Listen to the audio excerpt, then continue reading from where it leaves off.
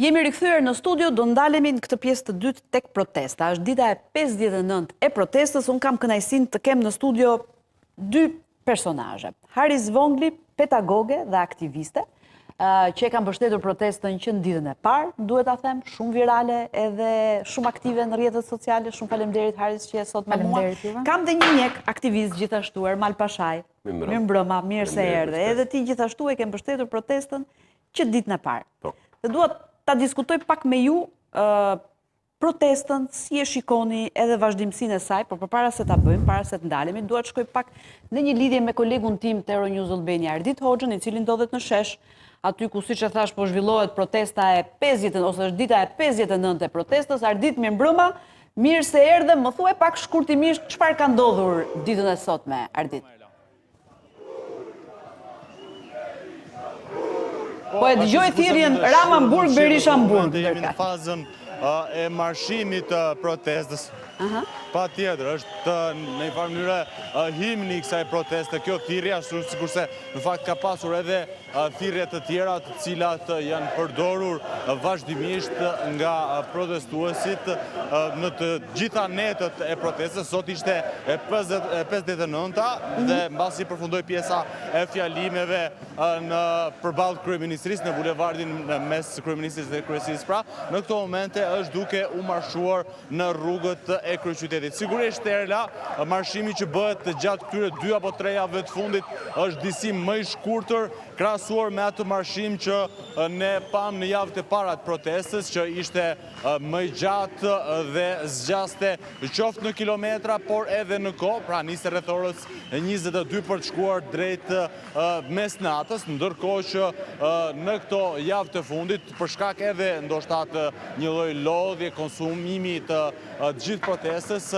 nis më herët, zgjat më pak në kilometra edhe përmbyllet më shpejt. Por gjithsesi thelbi pak a shumë është i njëjtë, nuk ka ndryshuar qofshin thirrjet, si ato që ishim duke dëgjuar në fillim të komunikimit së bashku, por edhe mesazhet e tjera që përcillen nga protestuesit. Ajo që po tentohet të jepet më së shumti si mesazh gjatë këtyre javëve të fundit, Erla, të paktën ajo që unë kam mundur të kuptoj është rezistenca dhe përballja e vazhdueshme që protestuesit po tentojnë të bëjnë përballë asaj që majoranca socialiste me zotin Rama në krye nuk duket se po reflektojnë në lidhje me kërkesat që janë shpalosur nga protestuesit. Dhe kur e kam fjalën për kërkesat, nuk kam këtu parasysh ato të aspektit teknik, pra ndryshimet në legjislacionin për zonat e mbrojtura apo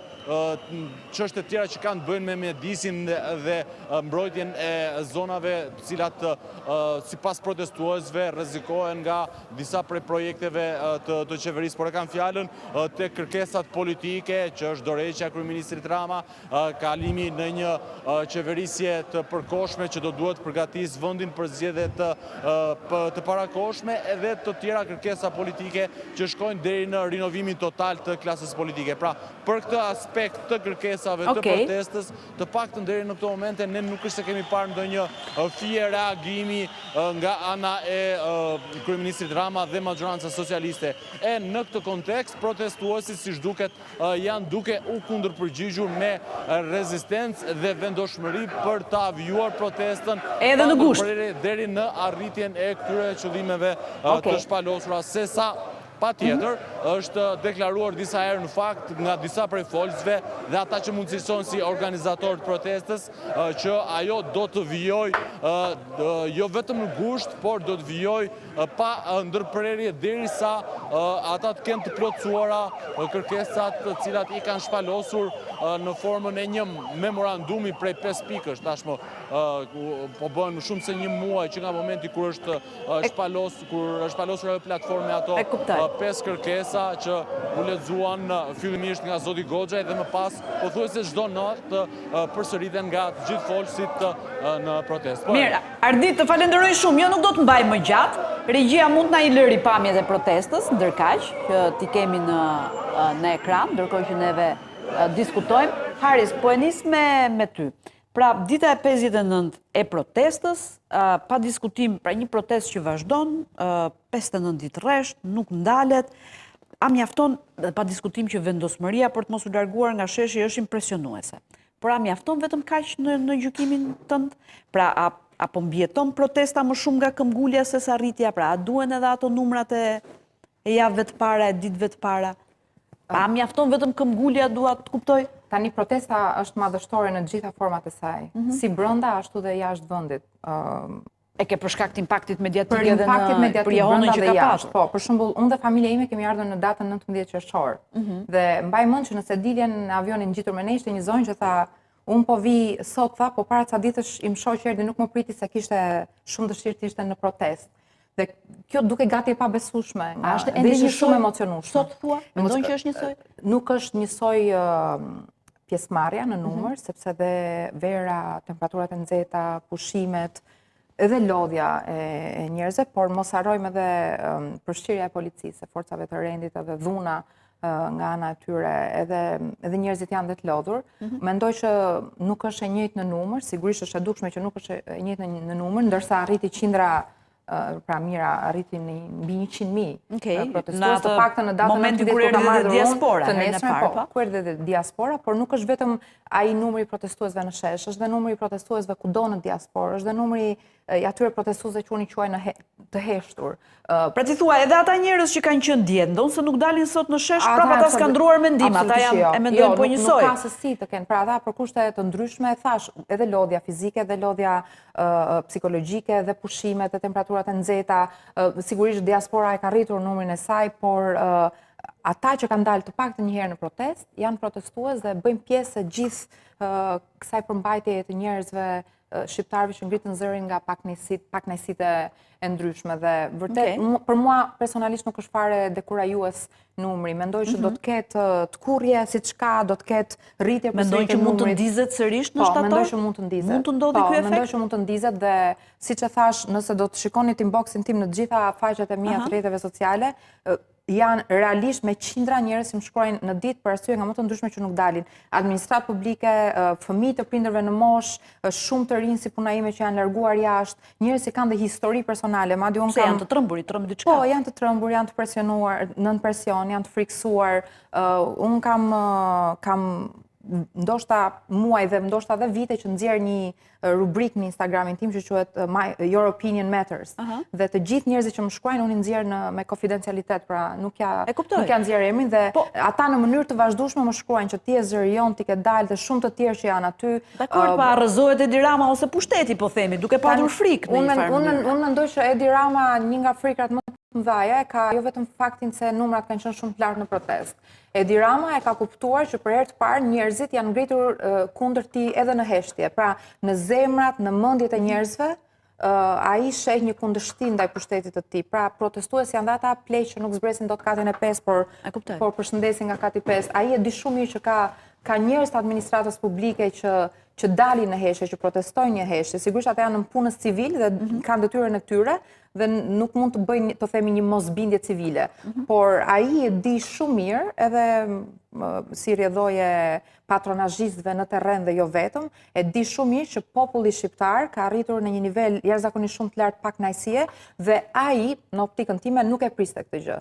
Dhe fakti që ai dhe gjithë kabineti qeveritar janë kaq shumë të indinjuar, sepse ata thonë që ata e prozvalin, e nënvlerësojnë, e ofendojnë, gati e çmontojnë atë pushtetin e protestës, se protesta është mbi të gjitha një drejtë kushtetuese, sikur është irrelevante, pra është krejt e parëndësishme, anatemojnë, ofendojnë, po nëse nuk do të ishte kaq e rëndësishme. Ata i kanë darë, pra në Flamingo, pra në protestues që kërkojnë disa drejta që ata i gjykojnë, dhe në Sora, Korba... Mirë, por kjo gjë arriti tani nga fundi, se nga fillimi gjithë kohës ata janë parë me shumë skepticizëm, pra nuk është thënë asnjë gjë jo e bukur, po asnjë gjë pozitive për protestuesit. Ndërkohë që ata, Partia Socialiste para 13 vitesh kur ka qenë në opozitë, ne të gjithë e dimë që ka bërë një opozitë shumë të fortë. Një opozitë, pra, në qoftë se ata quajnë mosbindje civile, ndalimin e disa makinave si para ca muajsh në rrugët e Tiranës, ata kanë ngritur tenda me grevurie, me figura kryesore të Partisë Socialiste Spiropali ka qenë, mbaj mend Elsa Lila atëherë, pra ka pas figura që e bllokonin komplet sheshin, ata kanë bërë në optikën time, ka qenë një opozitë e fortë, një opozitë e bukur që dhe përrjedhoi në 2013-ën rrëzoi dhe pushtetin e Berishës, sigurisht që njerëzit ishin të pakënaqur nga qeverisja, por dhe opozita ishte e fortë. Pra po ti marrësh janë të njëjtat figura sot që e zhbëjnë të kaluarën e tyre, sikur nuk kanë qenë kur ata që dikur bënin opozitë dhe të them të drejtën, opozita sot, opozitarizmi nuk është absolutisht aq i egër sa ka qenë dikur. Nuk është, dhe po të shohim për shembull dhunën e policisë sot nuk është absolutisht në proporcionalitet me duhet të jetë sipas ligjit në proporcionalitet me sulmin që i vjen. E te kalon, pra është disproporcionale, është më e dhunshme nuk është fare në proporcion të drejtë. Okej, Erald, ti që je për ditat, ndjes Ermal, ndjes. Ti që je për ditat atje, zoti Pashaj, mendon që protesta ka hyrë në një fazë të re, pra që duhet të prodhoj diçka të re, apo mjafton vetëm kjo vazhdimësia? Mendoj që protesta ka hyrë dhe është duke zhvilluar fazën pasardhëse. Kush është ajo në gjykimin tënd? Pra si e shef? Mendoj që e para ka legitimitetin e plot të vazhdoj, sepse asnjë nga kërkesat nuk është plotësuar. Po nuk po them kërkesa e dorëheqjes, po them kërkesat ajo legjitime. Ja, nuk mund të jetë kryesore, ajo bëhet kryesore. Ajo bëhet kryesore sepse në kërkesat legjitime, të cilat e ndezën këtë protestë, mos harroni që ishte një situatë ku disa njerëz në presupozimin se kishin tokën e tyre të uzurpuar, jo vetëm që nuk u dëgjuan, jo vetëm që nuk u përkëmbën, po u tërhoqën zvarr nga disa njerëz të cilët gjetën konfirmimin e policisë shtetit. Pra, këta njerëz në një moment caktuar të jetës tyre, ku kanë krijuar gjithë pritshmërinë, gjithë besueshmërinë, se në një shtet do të kenë një pronë të cilën do ta zhvillojnë, dhe mos harroni që jemi në Shqipëri, që shqiptarët gjithmonë i ka lidhur rrënjët me tokë. Tani këta njerëz e gjejnë të pasgjidhur këtë problem dhe jo vetëm që nuk dëgjohen për të zgjidhur, po të rriqen edhe zvarr. Ka ndryshuar në gjendjenin tuaj në gjithë këtë ditë? Me sa di unë, jo. E parë. E dyta, keni parasysh që keni një xhandarmëri. Kë quani xhandarmëri? Qeverin. Qeverin.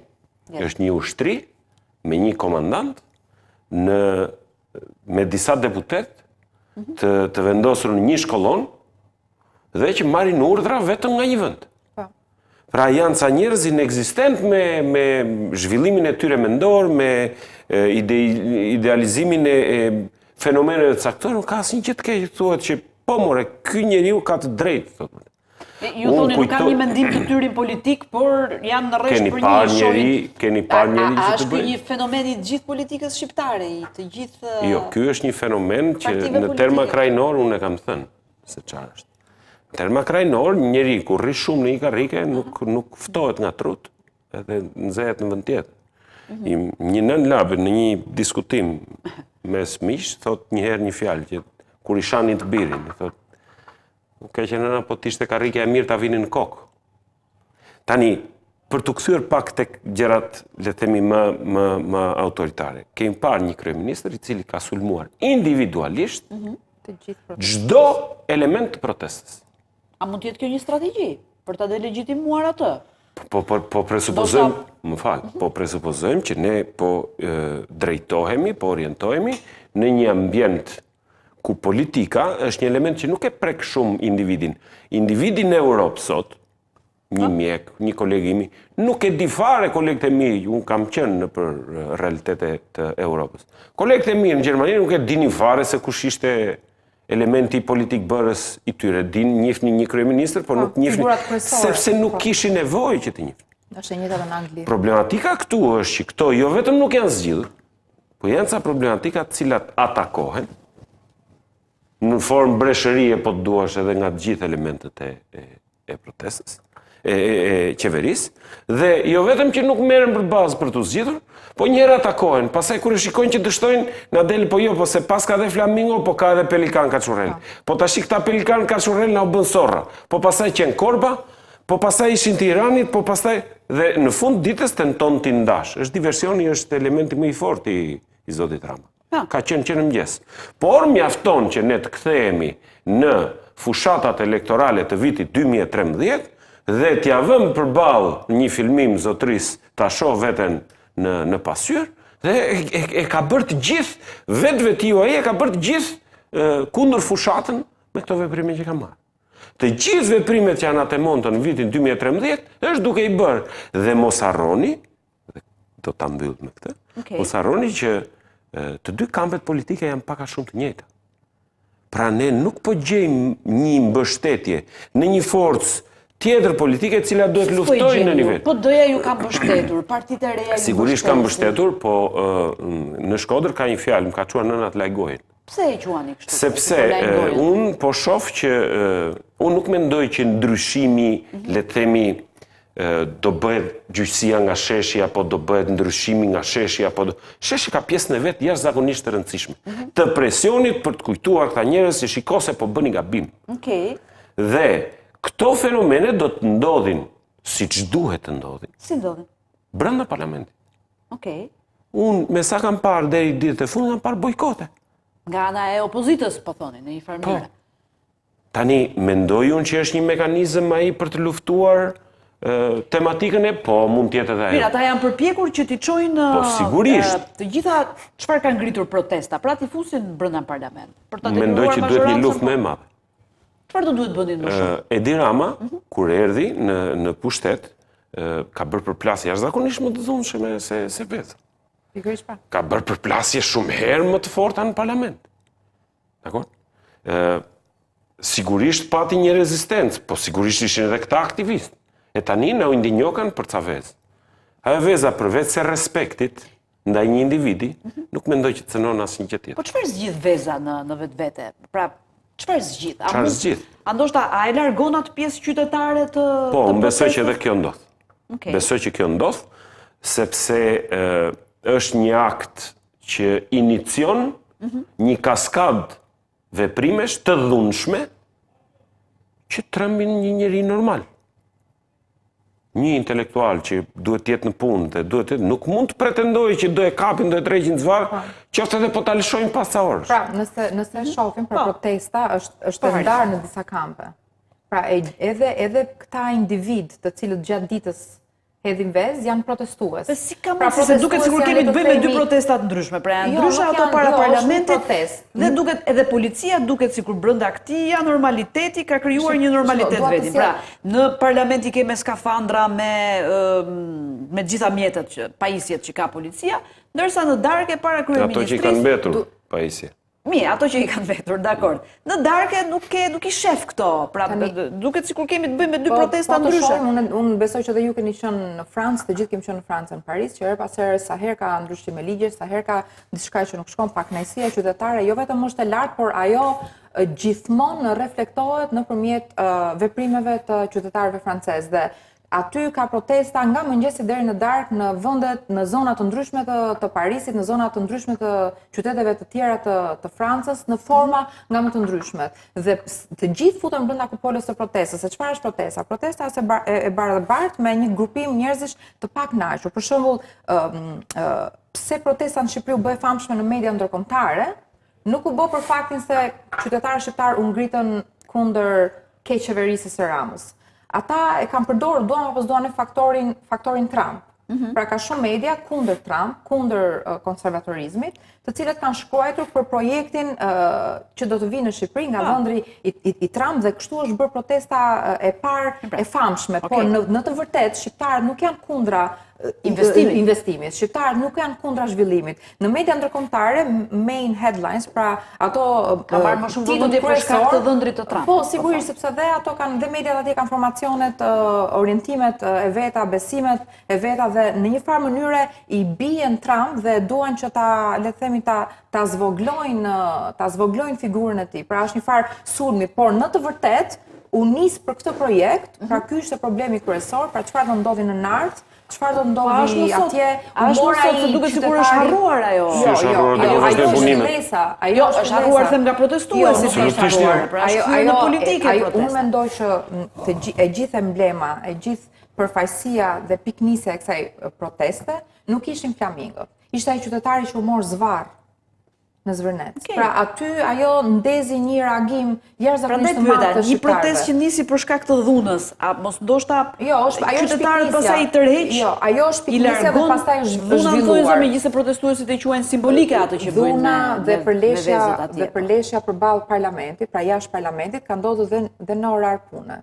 Pra edhe shumë të rinj edhe janë oraret e punës dhe sigurisht jo të gjithë sensibilizohen me atë formë proteste. Por kjo nuk do të thotë që nuk protestohet, sepse ata kanë qenë njerëz që po ashtu janë të pakënaqur. Ajo nëna me atë djalin e spektrit autik ishte kalimtare, pra pavarësisht se ka qenë dhe në protestë, po dhe sikur të kishte shkuar enkas, edhe sikur dikush ta kishte marrë, po themi doktori apo unë ta kishim marrë, sepse ndoshta e ka dhe në nevojë fizike për të shoqëruar nga dikush, nuk e bën atë as të infiltruar, nuk e bën atë as të shtyrë, sepse ai është një njeri me dinjitet që i është përdosur dinjiteti, po themi që u përfol që ishte keq përdorur. Nuk mundet ta poshtrosh një nën të vuajtur deri në nivele që ty të kanë marrë të kanë atje.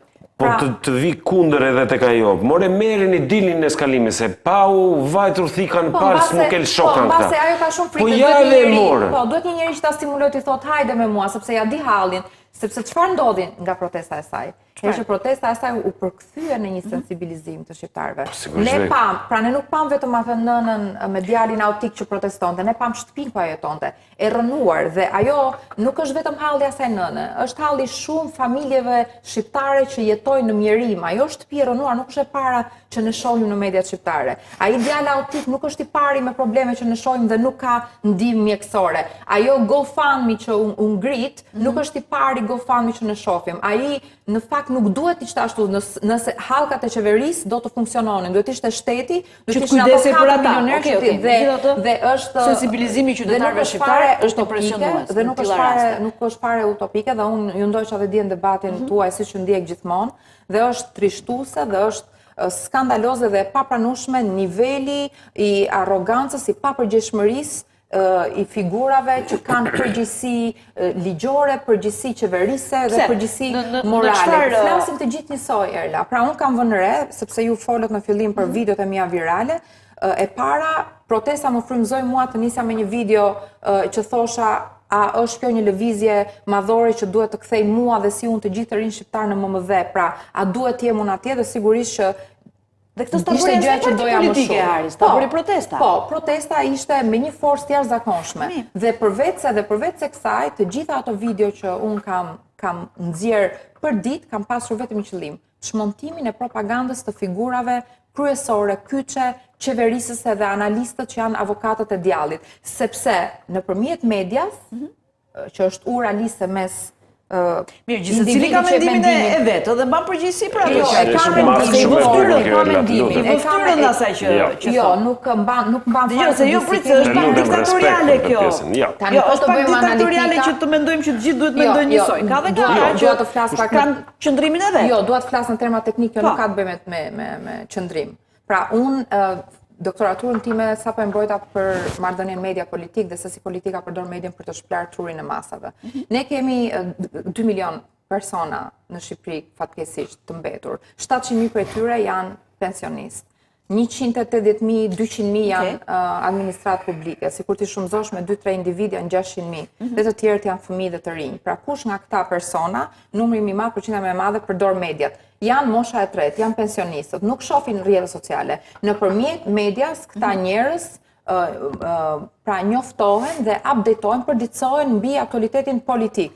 Dhe nëse të gjithë analistët, mbrojtësit e djallit, dalin dhe thonë veza është dhunë, dalin dhe thonë është e orkestruar, ajo nëna autike, pra opinioni publik fatkeqësisht edhe jo i mirë lexuar dhe i arsimuar, indoktrinohet nga këta. Pra këta panelistë që dalin dhe flasin, si qeveria, si opinionistët, duhet të kenë një përgjegjësi të jashtëzakonshme për gjërat që thonë, sepse they bring Sartori, Giovanni Sartori thotë We are what we watch, ne jemi ato çfarë shohim, dhe nga Homo sapiens ne ikim po qytetarët kanë të drejtën e tyre të shohin të gjitha palët, të gjitha mendimet. Kanë të drejtën, pra dhe ka dhe persona si puna ime që e marrin jo personale, po profesionale, sepse kjo është komunikimi, është pjesë e imja, duhet shmontuar propaganda skandaloze, e jashtëzakonshme, e personave që kanë përgjegjësi, por nuk të mbajnë gjithë luftojnë përgjegjësi. për algoritmin. Keni patur Jo, në s'është për njëri algoritmin. me të tillë spektri në rrethet tuaja të afërta? Çfarë? Po kthehem prap Te spektri te optik djalin. nëna me djalin me spektrin optik. Të gjithë kemi në rrethet tona. Patjetër. Mua më ka qelluar të merrem disa herë me ta për problematika shëndetësore. Këta njerëz, për të ardhur në spital, për të marrë një shërbim, do duhet bëjnë 100 herë rrugët për të bindur këta fëmijë, për të gjetur mënyrat, të hynë në disa kthina borxhesh, që të arrin t'i plotësojnë këto në për struktura private. Kjo s'është vetëm e tyre, vetëm me këtij spektri. Më fal. Dhe do duhet të kapin atë orë të terapisë, që është vetmja fash në të cilën ata mund të emancipojnë diçka, në një orar të caktuar. Zonja nga goja vetë tha që më duhesh të shkoja me djalin në terapi. Por, po të ka panën tjetër, të lutem, ta përfundoj. Jo, thjesht do të kuptoj ku do të dalësh. Ja do ta them unë. A ka të drejtë kjo nën me këto cikërimat tyre terapive që po jepen për të protestojnë? Të gjithë kanë të drejtë protestojnë. Shumë bukur. Edhe ata që protesta ndoshta nuk i lejon një pjesë, edhe ata që janë partive politike, të gjithë kanë të drejtën e tyre të dalin atje. Pa diskutim. Tani, në këtë kontekst, juve qytetare e këtij vendi, si jeni ndjerë kur kryeministri i vendit imiton një fëmijë me të tillë lloj limitimesh? Sa krenar jeni ju kur të dini në një vend të botës që kryeministri juaj imiton një fëmijë me spektër autistik? Nuk është hera e parë. Dgjoj, ti marrim të gjitha këto që thoni ju. Okej. Po tani çfarë ndodh pra? A mund t'i arri kjo protesta sado e bukur, e madhe, e vazhdueshme, konsekuente, objektivat e veta kështu siç është në këto momente? Pra pa një kokë, pa një krye, pa një vitrinë. Atëherë, kjo është një protestë qytetarët të ndjejnë, të kenë se ku të përfaqësohen, pra, disa figura publike. Pra, nga një autokraci të dalin prodhim një autokraci tjetër. Po si mund t'ja dalin ndryshe? Jo, ja po ta them kuptoj. Unë mendoj që kjo është një protestë qytetare. E para. Mund t'ja arri objektivat kështu siç është? Po unë mendoj që në një lloj tiranie, ti vetëm me edukat mund të ecësh përpara. Gandhizmi ka dhënë shenja që ka fituar. Okej. Proceset janë të gjata, e sigurisht njerëzit lodhen. Po mos harroni që përballë keni një strukturë të mirë formuar nga ana ushtarake, nga ana ideologjike, nga ana ekonomike, informative. Dhe është një strukturë e cila ka kaq vjet që e forcon. Se tash jemi bërë gjithë me këto lapsuset e numrave, 13 apo 14 vjet shënoheni me ata shoni edhe këtë lapsusin, që punon vetëm për fasadën. E si mundet kjo të shëmbet, po s'pati një rezistencë qytetare që e vuan në lëkurë çdo lloj problematike të kësaj fasade. Dhe që kundërpërgjigjet kësaj fasade. Po le të themi sepse shumë në këtë studio më kanë thënë që protesta e ka rrëzuar këtë fasadën që ka ngritur pushteti. Në një farë mënyrë. Ajo vazhdon për ditë. Jo, dakor, është në proces, po a mund të arrijë objektivin final kështu siç është, pra edhe duke u paksuar pra numrat në një farë mënyrë. Se Edi Rama thotë unë dorë që nuk e jap për 100, 200 veta, 300 veta që dalin atje në shesh, rrider në 2029. Po ne kemi dëgjuar edhe diktatorë më të fuqishëm që kanë thënë të njëjtën gjë. Çdo me thënë kjo. Pastaj, e shpreha sot në protestë, duhet të keni parasysh diçka. Çfarë? Ka një fjalë të urtë popullore, ne kemi një paradoks. Ne kemi një kryeministër që ishte një njeri mondan i modës dhe i ca elementve të modernizimit, dhe pa pritur pa pandehur, ky njeri na kthe tek besa. Se do ju pyesja për besa. E besoni këtë reflektim? Do them dy fjalë të urta. Një, ku ka rrjedhur do pikoj. Pra në atë shesh, kur qenë aq, duke mos u përmbushur asnjë, po përkundrazi duke u kthyer një përgjigje akoma më përciptas, nuk ka për të shuar. Nuk do shuhet? Absolutisht jo. Juve, në gjithë se cili nga ne, ka njerëz në rrjetin e tij që nuk ata shohen mbase me disa folës, mbase me mënyrën pse mikrofoni, mbase me mënyrën pse kjo, pse u alterua rrjedha e diskurseve, u than ato çështje. Tashi unë mendoj që ajo është një fazë të dytë, ka organizim, ku të evidentohen, të krijojnë platforma dhe të bëhen propozimet e zgjidhjeve. Po kush do t'i bëj këto propozimet e Po zgjidhjeve? pse pak intelektual ka aty në protest? Po pse s'kan- Po pse pak intelektual kanë diasporë që po japin kontributet e tyre? Po pse të Pse s'po pakta... dalin prap? Pse Kushtet, po pse duhet të dalin? Që t'i çojnë ujin mulli zotris?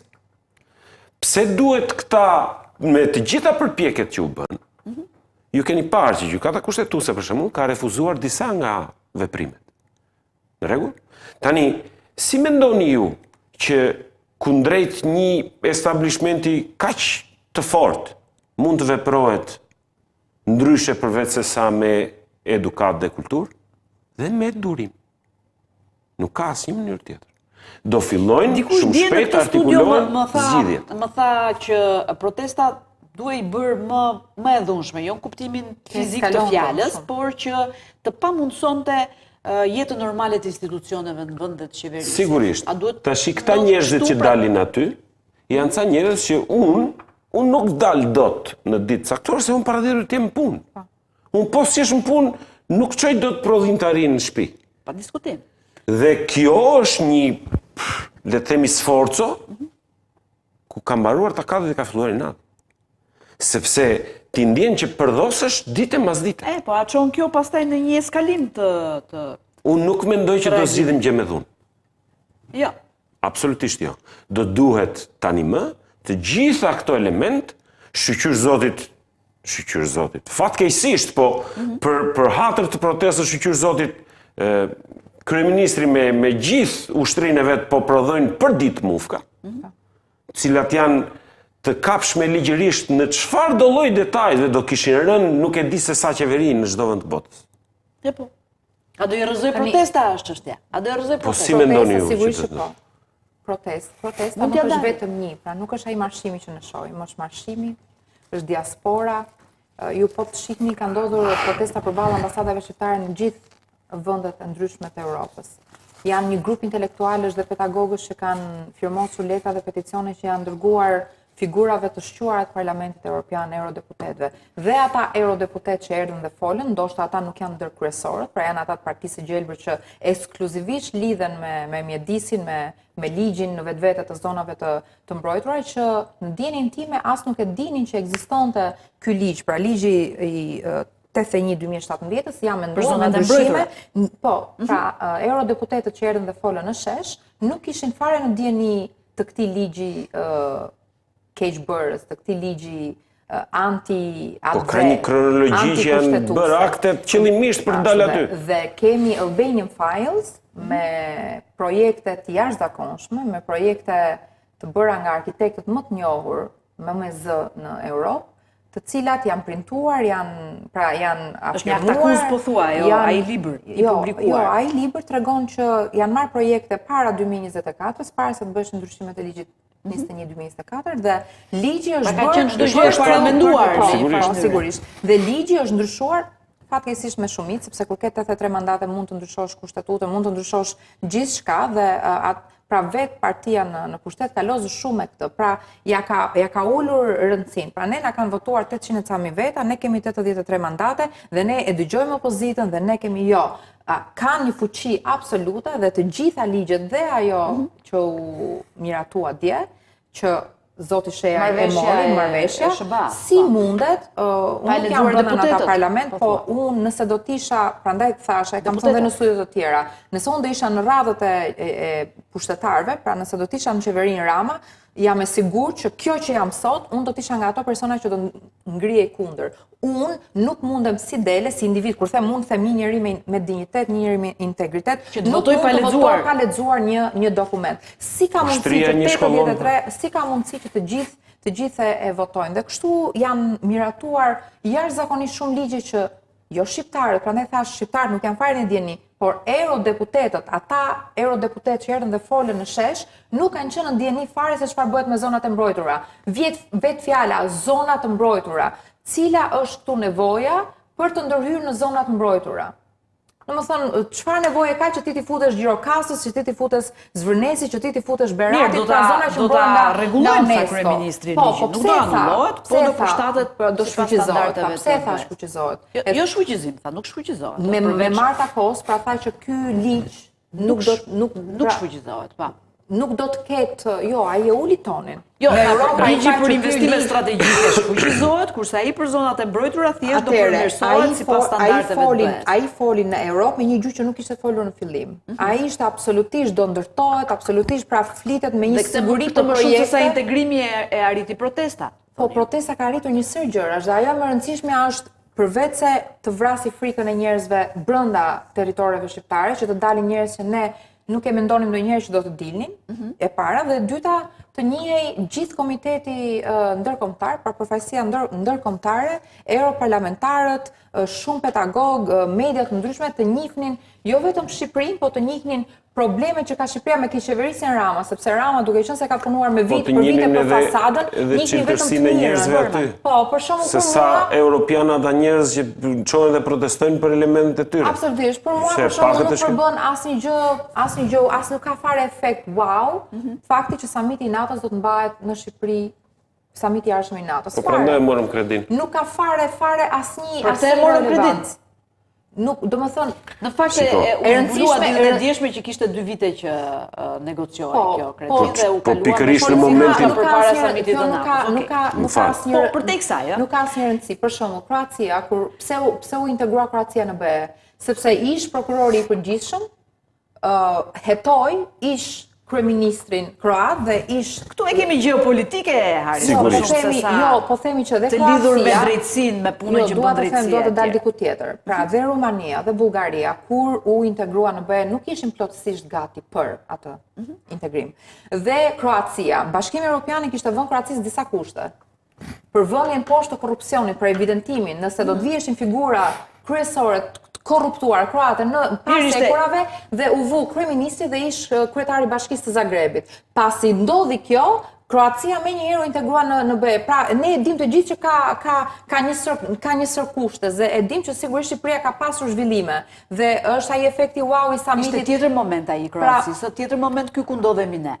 Është pa dashur ta bëj debat, kjo se duhet ndalen dhe pak të protesta. Janë kushte që BE-ja. Pra ne BE-ja mund ta vër kushte të ndryshme për tu antarësuar, por kjo nuk do të thotë që ne jemi gati. Ne nuk mund të jemi gati kur pjesa më e madhe e qeverisë Rama është në burg dhe Rama është i vetmi kryeministri që nuk mban përgjegjësi dhe thotë që ne do të mbajmë samitin. Nuk ka asnjë gjë të jashtëzakonshme mbajtja e samitit këtu, sepse ti ke në një vend që po shpopullohet, brenda 15 viteve kanë ikur 1 milion veta, ke njerëz që po vuajnë për bukën e gojës. Realisht kjo nuk është, ne jetojmë mirë dhe ne na duket sikur kjo gjëja nuk është, kjo ka një efekt të jashtëzakonshëm. Pse them për media ndërkombëtare? Media ndërkombëtare nëpërmjet kësaj proteste njohën realitetin e Shqipërisë. Njohën Shqipërinë për te propagandës që shet Rama me libra, me piktura, me galeri, me kapje dore për qafime, për lulje të liderave. Kjo është një fitore. Kjo është një fitore. Për të arritur fitoret maksimale që kërkojnë. Është rrugtim, do të arrijë dhe atje. Nuk ka durim, do të ketë patjetër durim. Mirë, doktor, tani shumë gjatë është rrugtim.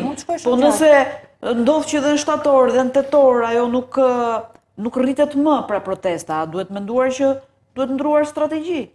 Atëherë, e para, e thash pak më parë, dhe strategjit janë në veprim.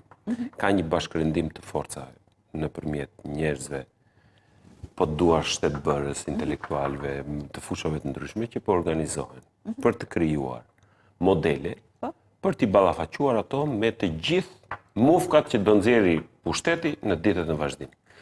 Sa keni parë juve, ja do t'ua përmendun. Sa keni parë juve, paktën sipas vendimit tim.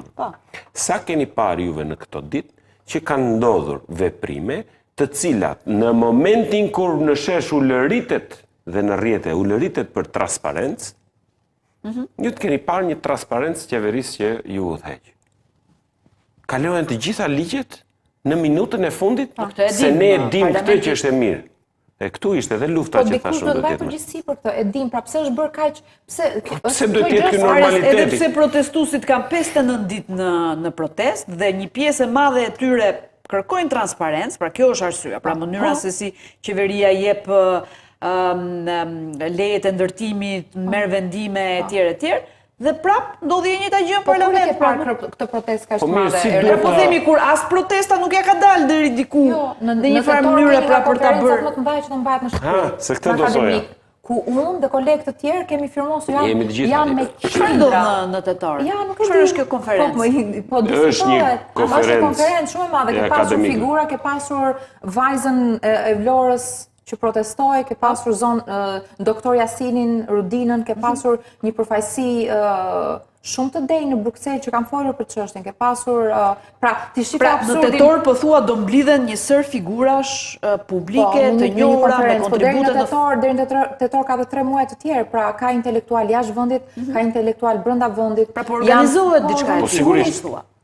Sepse pra nuk është, prandaj thashë, nuk është vetëm ai numri për tu lexuar, se prandaj them që qeverisja dhe propaganda ka arritur në banalitet. Pse them në banalitet? Çdo ditë përfaqësuesit e popullit që ndodhen në kuvend nxjerrin fotografi nga lart në faqet e tyre zyrtare ku komunikojnë me votuesin, me shqiptarët. Nxjerrin fotografi të numrit të protestuesve. Ka dhe disa media që e bëjnë, që sigurisht janë media të kapura nga pushteti, që nxjerrin nga lart numrin dhe gjithmonë sa e shoh këtë fotografi, them, po cili është qëllimi? Pra pyetja është, e ka përgjigjen brenda. Pse duhet një përfaqësues zoti Balla, Orland Balla, pse duhet të nxjerrë në faqen e tij ku komunikon me votuesit e tij, jo zgjedhësit, votuesit sa ne votojmë nuk zgjedhim. Pse duhet të shpërndajë një foto që tregon nga lart një numër të ulët në për treguar që protesta po konsumohet. Po kur kishte 100.000, 150.000 në shesh, pse nuk u nxorën? Sepse kishte kur diaspora kishte nga universiteti. Ato ishin me AI. Dhe kanë qenë realisht atë ato ishin me AI. Ke pasur, prandaj po them papërgjegjshmëria. Është skandaloze, ke pasur ministra zotin Klosi, përmend të emra sepse kam bërë dhe video, kështu që mbaj përgjegjësi për gjërat që kam nxjerr. Ka dalë dhe ka thonë me ekranin nga mbrapa që kjo është foto me AI. Ajo ka qenë foto reale. Tani përrjedhoj ky person që ka dezinformuar a mban përgjegjësi për këtë? Okej, pra është një lloj strategjie për ta delegitimuar. A do shkoj kjo protesta prapë në ato numra sa ata mos kenë më ç'të tregojnë pastaj? Tani të pyes, ajo kanë qenë numri aq i madh ka qenë fillesa e protestës. Tani mund të zvogëluar numri, po ka fraksione të ndryshme dhe protesta po ndodh në forma të ndryshme. Pse ka kaq shëndësi? Jo, a mund të ushtroj presion të madh duke u zvogëluar në numër? Sigurisht që po. Mendoj që prapë ju nuk bëni asnjë përjashtim nga të gjithë gazetarët që ju doni skupin. Patjetër jo, do bëj pyetje, do provokoj, pavarësisht se nuk ke përgjigje time këtu, ha. Kur u bëjë protesta masive, nuk ishin mbledhur ende intelektualët shqiptar kudo në botë. Tani është ulur numri protestës sepse njerëzit është 40 gradë jashtë. Njerëzit janë dhe të lodhur, njerëzit janë punë. Ka probleme shumë njerëz intelektualë që do bëjnë edhe pushimet e tyre ose kanë Vazhdimësia është programuar. impresionuese, pra këmbgulja e njerëzve për të qenë aty, edhe pse pak është impresionuese, po dhe një individi vetëm, nëse është protestues, dhe nëse aty nuk do ketë asnjë, unë do marr djalin tim të sapo lindur dhe do dal aty. Dhe ti do shkosh prapë. E bëra ditën e parë që erdha dhe do ta bëj prapë. Dhe po e bëj në çdo formë të mundshme. Pra, unë jam në protestë çdo ditë dhe kur nuk jam fizikisht sepse jam me bebi. Pra, jam aty duke çmontuar propagandën. Jam duke ndarë në artikuj të ndryshme për të publikuar një tezë 400 faqe doktorature. Jam duke shkruar të gjithë pedagogëve tuaj në përbot. Jam duke marrë pjesë në një konferencë do të ndodhi në tetor. Jam duke folur me bashkë moshatar të brezit tim si të ta zgjidhim. Jam duke publikuar shkrime në media shqiptare dhe në mediat e huaja. Dhe unë jam një individi vetëm, si unë ka qindra. Ka ta sigurisht që ka mira që bëjnë përpjekje nga më të ndryshme, prandaj do t'ja dali, sepse shrënjosja e propagandës do të arrijë, do të vi momenti që ata europarlamentar, ajo përfaqësi diplomate nuk do ta përqafoj dhe nuk do ta pranojmë Edi Ramën në radhat e tyre, sepse ka gjithmonë një fund, do të ketë gjithmonë. Kush do vi pas? Ajo pastaj është temë tjetër, por nga radhat e këtyre intelektualëve, Erla mund të dalin me të vërtet figura fantastike. Duke qenë se ajo protesta mbledh bashkë shumë rryma, pra shumë interesa të ndryshme, do ja dalin. Të largohet Rama. Pa do e kenë të heqi arrogancën dhe përdhosjen e pushtetit ndaj njerëzve. Njerëzit, ajo që thatë ju pak më parë, është një element shumë karakteristik. Të gjithë shqiptarët e para janë të mësuar që të bëjnë një betejë dhe pas asaj betejës fituan. Luftrat janë të gjata. E para. E dyta, ju e impostoni atë si, jo vetëm ju, përgjithësi gazetaria, e imposton atë si dy kampe dhe kush po fiton. Po prit, se ne jemi ata që kemi votuar dhe po duhet të shërbehemi nga ca njerëz që kanë dalë nga vota. Njerëzit kanë nevojë të shohin pra një vitrinë tek protesta, disa individ, se Po sigurisht që Aris është një. Edhe doktori është. Unë jam 2. Juve ju mirë presim t'jeni 3. E të tjerë me radhë. Ju do e mbështesnit nëse protesta prodhon një parti politike apo jo? Absolutisht po. Unë mendoj që partit politike janë teza të artikuluara kur fillojnë dhe shprehen mënyrat e daljes nga problematikat. Po ne nuk kemi arritur akoma të kemi një... Këtë do thosha, dhe pse kanë kaq kuriozitet njerëzit për këtë partin politike? Mund të jetë akti i fundit, mund të jetë veprimi i fundit, për të arritur atje duhet, pra sepse ka treguar, çfarë them ka? Jo, e kuptoj këtë që thoni ju akti i fundit, pa do kishte qenë ndoshta momenti i dur, ai momenti kur protesta ishte në maksimumin e vet. Po si? Dhe gjitha ju energji e madhe. Në datën 20 qershor, që unë kam marrë në 19 dhe kam dalë në datë 20, sot jemi 28 korrik, kanë kaluar më shumë se një muaj, pra 59 ditësh po bëhet 2 muaj, ka qenë një muaj e shumë pak për të parë një formë proteste që nuk është parë. Ta mbyll me doktorin. Jo, nuk desha ta, po më shumë më intrigon këtë mënyrët se si doni t'i çoni në përkampe. Sigurisht që protesta, duke lindur si protestë qytetare, revoltoi njerëz. Dhe pjesa më e madhe ishin njerëz që jetojnë në qendra shumë të urbanizuar. Pra din të analizojnë, kanë kthjellësi në mendjen e tyre se çfarë ndodh realisht. Duke mos marrë asnjë përgjigje ndaj kërkesave, po duke mos u zgjidhur, po përkundrazi duke përdosur më shumë, po s'kujtojnë se ka njerëz që kanë hequr vëmendjen nga ajo. Sigurisht janë aty në shesh, po janë aty në shtëpi. Pra them që çdo person që ka qenë të paktën një herë atje, vazhdojnë të jetë atje. Dhe prandaj kjo është shqetësimi dhe më i madh i qeverisë, dhe kjo po luftohet me çdo formë. Ty e kam mendje se tash skupin. Sepse po të ishte aq e parancishme, nuk do merreshin deputet, është i zgjedhur nga populli. Pra ai deputeti i zonës ku jeton zonja me fëmijën autik ka për përgjegjësi të zgjedhja asaj hallin që ajo ka, jetonte në Shkozë. Në Shkozë asaj po i binte shtëpia tepër. Kushdo deputet që mbulon në Shkozë çonte shtëpia sociale për të largohen. Kushdo deputet që mbulon në Shkozë, kushdo deputet duhet të merret me shtëpinë e saj që rënohet dhe shtëpitë e shumë të tjerëve. Ndihma 27.000 lekë në muaj për individ, ndihma sociale. Me këtë duhet merren deputetët, jo me numrat në protestë dhe jo me fakt të vinë nëpër studio televizive dhe të bëjnë të sulmojnë personalisht. Është më e rëndë se agitacion propagandë. Çdo njeri që del atje i është bërë autobiografia, më bëri shumë përshtypje një grua, nuk e njoh fare, nuk ja mbaj mend emrin, po mbaj mend thelbin. Doli foli, kjo ka qenë në qershor, ka dalë ka fol dhe mbas disa ditësh, një nga deputetët i ka nxjerr historikun e saj që ajo ishte bërë një ndërtim pa leje. Në mos gaboj, po. Domethënë ajo është zbiriluar me dhëmbë dhe me lëmball. Kjo është agitacion propagandë, është diktatura, autoriteti absolut në më të mirën e vet të ditëve moderne. Jam e bindur që dhe për ne din gjithçka, po pse duhet të din gjithçka dhe besoj që Haris edhe doktori ka i din të gjitha.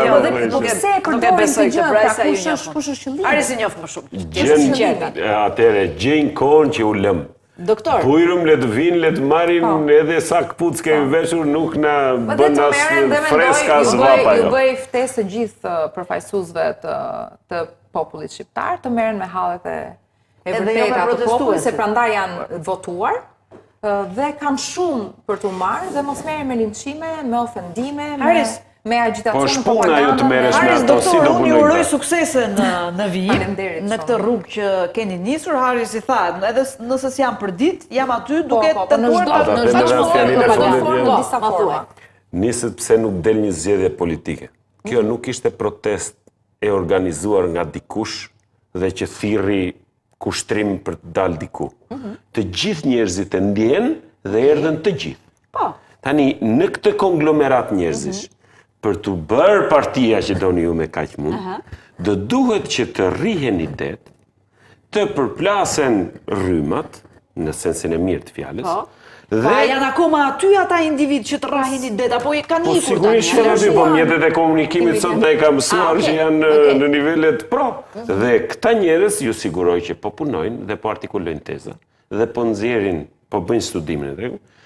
Konferenca akademike e tetorit, që thatë. E tetorit, është një element që po merret me të tilla gjëra, ka element që po merret me ndikimin mjedisor në Sazan. Madje ne po bëni dhe punën që duhet bëhet. Sigurisht, ata do dalin me diçka, duhet kemi dokument për t'i ne mund të bëjmë një gabim sot.